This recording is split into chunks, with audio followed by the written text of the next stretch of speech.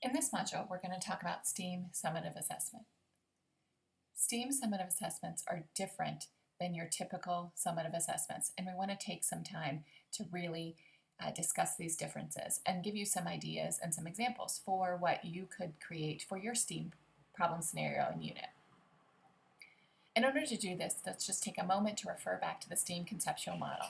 If we think about what we're asking students to do in a classroom environment that's problem-based, includes authentic tasks, multiple methods, student choice, technology integration, and teacher facilitation, we want to be sure to assess these problem-solving skills, such as the cognitive, interaction, and creative skills. In order to do this, we need to make sure that we are creating an assessment that hits on those three types of skills.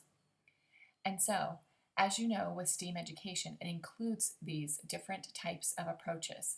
And so when you are creating your assessment, you need to be sure that you are assessing in a way that matches up to how you've taught them. It isn't fair to students to present them with a traditional assessment that you haven't supported their knowledge or creation in the unit. We want to make sure that that assessment matches up to, that is problem-based, really mimics the real world, and that it hones on the authentic nature and inquiry-rich portion of it. As well, this is a great opportunity for tech integration, and often students can create their final products and you can assess their knowledge of that using technology. And so authentic summative assessment is untraditional, but it is related to the problem. And so one great question to ask yourself is, what would be done in the real world to solve this problem? It's that simple. Have your students do just that. Some examples, as we've included here, blogs, videos, presentation models, podcasts, debates, and speeches are just some great ideas for authentic summative assessments that really hit at those cognitive, interactional, and creative skills that we're hoping to promote.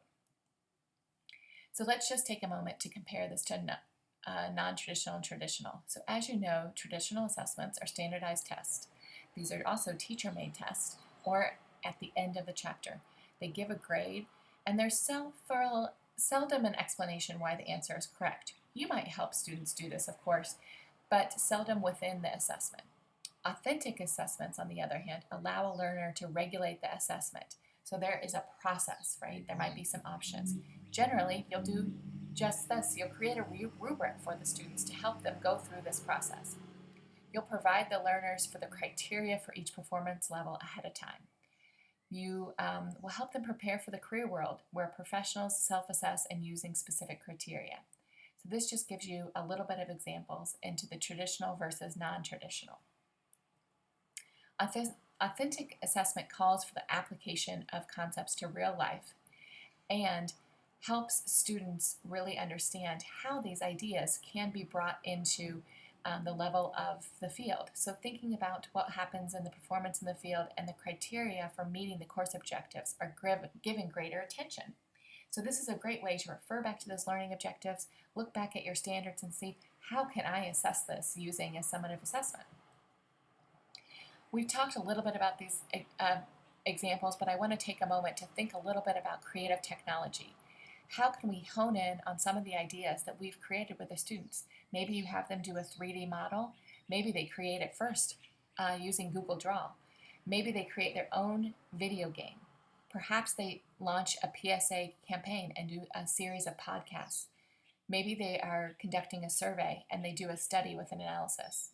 Perhaps they write a newspaper article, publish it in your paper, or even write a report that would be presented to a board.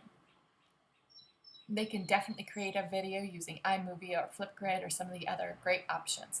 These are just a few examples of summative assessments that we're hoping you create here for your STEAM unit. Just to be sure that you know that it's really helpful for students to have the rubric and criteria sheet ahead of time so that they can help monitor their progress, just as we were talking about along the way.